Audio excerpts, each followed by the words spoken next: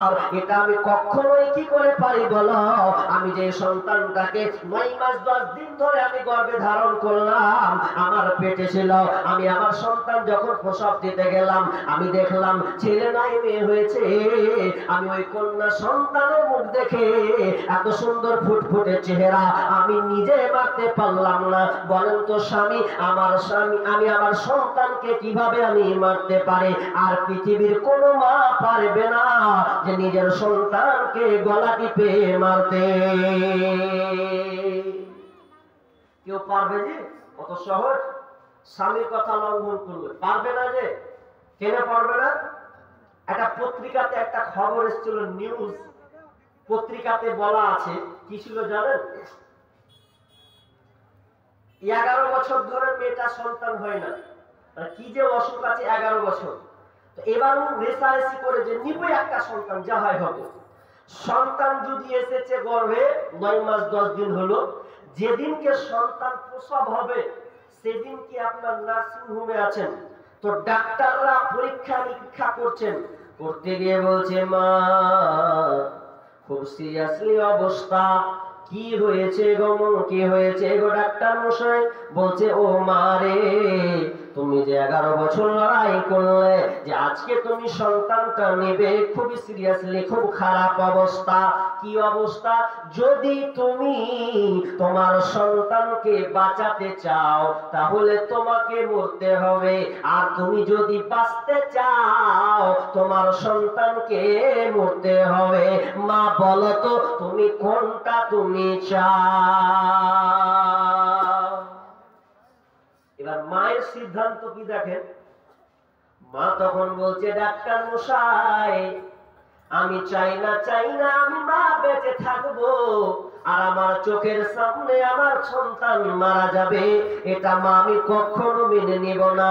বরং ডাক্তার যদি হয় আমাকে মরতে হয় ওই ভালো, কিন্তু আমি আমার সন্তানকে মারতে দেব না। ডাক্তার মশাই বলেন এইরকম সিদ্ধান্ত কেন আপনি নেন?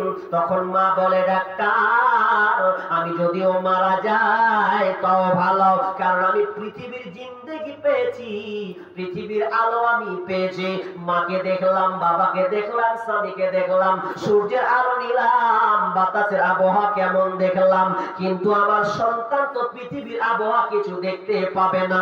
আমি চাই আমার সন্তান বেঁচে থাকবে, যে মা আপনার কিনা পৃথিবীর আলো পাবে, সূর্যের কিরণ পাবে, চন্দ্রের কিরণ পাবে, আপনার আলো বাতাস পাবে, এমনি আমার সন্তান বড় হবে। আমি চাই আমার সন্তান বেঁচে থাক, আমি মরে যাই আমার কোনো আফসোস নাই। যখন এই কথা বলা, ডাক্তাররা সেদিনকে চোখ দিয়ে পানি ফেলে।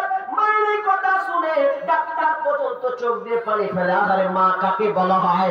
মা নিজে মরতে রাজি আছে, সন্তানকে মারবে না বলে ডাক্তারকে বলে দিল ডাক্তার তুমি আমাকে মেরে দাও ওই ভালো, কিন্তু আমার সন্তানটা যেন বেঁচে যায়।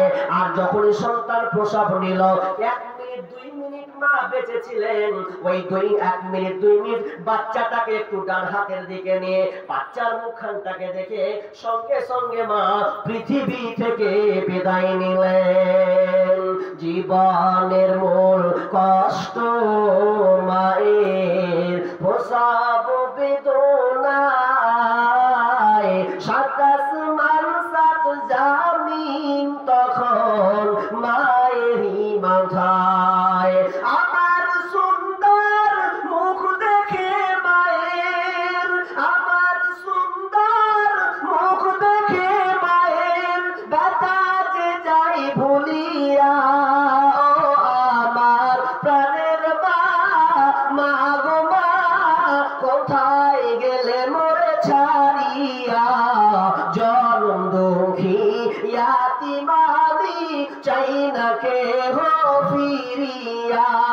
আমি যখন ছিলাম আমার মায়েরই উদরে, চলাফেরা করলেন যে মায় কত কষ্ট করে।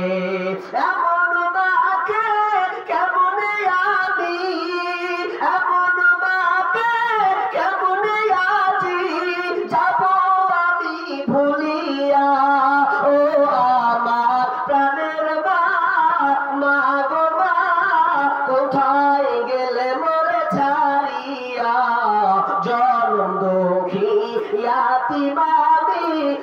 না কেহ ফিরিয়া, দুঃখে কষ্টে মায়ের জীবন আমাকে নিয়া, শোধ করিতে পারিব না ঋণ জীবনটা দিয়া, দুঃখে কষ্টে মায়ের জীবন আমাকে নিয়া, শোধ করিতে পারিব না ঋণ জীবনটা দিয়া।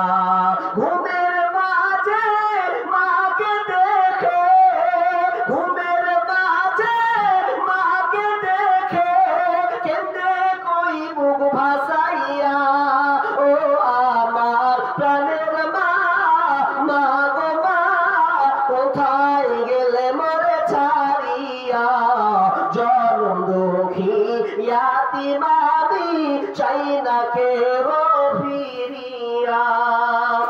মা মরতে রাজি হবে কিন্তু সন্তানকে বাঁচাবে।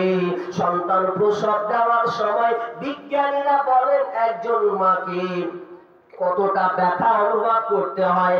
একটা মানুষ স্বাভাবিক 47 ইউনিট ব্যথা অনুভব করে, কিন্তু সন্তান প্রসব দিতে গিয়ে 47 ইউনিট নয়, ওই মাকে 57 থেকে 58 ইউনিট ব্যথা অনুভব করতে হয়।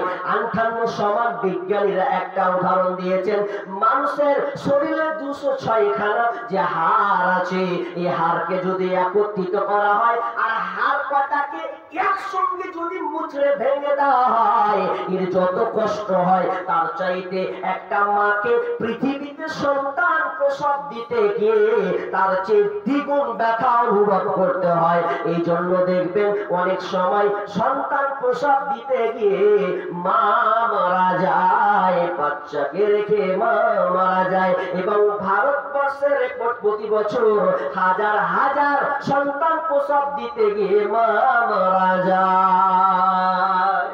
আচ্ছা বলুন তো, এরকম কোন মা যদি হয় সন্তানকে মারতে পারবে? জীবনে পারবে না, অসম্ভব। সেই মাকে আমরা আজকে কষ্ট দিচ্ছি, এই মাকে আমরা লাঞ্ছিত করছি, ঘর থেকে বের করছি। আপনাকে অনেক ঘটনা বলতে পারবো। মায়ের খাবারকে আমরা ভাগ করে দিয়েছি, কেমন মুলবির পালি সিস্টেম। মুলবি এক বাড়ি, ওই বাড়ি, সেই বাড়ি, তো বাপের বাড়িটা ওই রকম মুলবির বাড়ির মতো। এটা করা আপনার ঠিক হয়েছে? আচ্ছা বলেন তো, কার কার মা নেই এরকম হাত তুলেন তো দেখি, কারা অনাথ হয়ে আছে? একজন, দুইজন, তিনজন মা। সুবহানাল্লাহ। আল্লাহ যে হাতগুলো উঠছে, মালিক তুমি সেই হাত খানকে কবুল করো। আল্লাহ ওই মা বাপকে আল্লাহ তুমি ক্ষমা করে দাও। ভাই, এটা মসজিদের জালসা, আমি আলোচনা করব, কিন্তু মিডিয়া একটু থামছি, পেন্ডিং এ রাখছি। আমি শুধু আয়াতের তরজমা করলাম, একটু বললাম, তো হাদিসগুলো পড়ে আছে, তো ওগুলা বলবো। অনেক ইম্পর্টেন্ট কথা আছে, আপনাকে বলতে বাধ্য হব। ইসলাম নারীকে কি কি মর্যাদা দিয়েছে 2 ঘন্টার উপরে আলোচনা করা যাবে, কিন্তু এটা হচ্ছে মসজিদের জালসা নাকি? মসজিদ আল্লাহর ঘর, আবাদ করবেন আপনারাই, আপনারাই দিবেন, দেখভাল করবেন, কারণ মসজিদ হচ্ছে আল্লাহর ঘর। এখানে আল্লাহর ইবাদত ছাড়া আর কিছুই হবে না। একমাত্র আল্লাহকে সন্তুষ্ট অর্জন করার জন্য, আল্লাহকে ডাকার জন্য আজকে আমরা মসজিদ বানিয়েছি। এই মসজিদে 5 ওয়াক্ত সালাত, 5 ওয়াক্ত নামাজ আদায় হবে, তাছাড়া ভিন্ন কিছু নয়। তাহলে আপনার এই শ্রম, আপনার এই মেধা, আপনার এই বুদ্ধি, আপনার এই সোর্স ইনকাম টাকা দিয়ে এই মসজিদ চলবে, আর এই মসজিদে আবাদ হবে। আপনি মরে যাবেন, কিন্তু আপনার এই অর্থ, এই সম্পদ মুছে যাবে না। এটা একটা সাদকায়ে জারিয়া হবে। ইজা মাতাল ইনসানু ইনকাতা আনহু আমালুহু ইল্লা মিন সালাসা। আপনি মরে গেলেও 3টা পৃথিবীতে আমল আছে, তার মধ্যে একটা আমল সাদকায়ে জারিয়া। এই সাদকায়ে জারিয়া নামক আপনি সুযোগটা পেয়েছেন, আর আপনি এখন বেঁচে আছেন, আল্লাহ শুকরিয়া আদায় করুন। হতে পারে আপনি বাড়ি গিয়ে আপনার শ্বাস যতক্ষণ চলছে ততক্ষণ আপনি আছেন, শ্বাস বন্ধ হয়ে গেলে সব আশা আকাঙ্ক্ষা শেষ, কিছু করার নেই।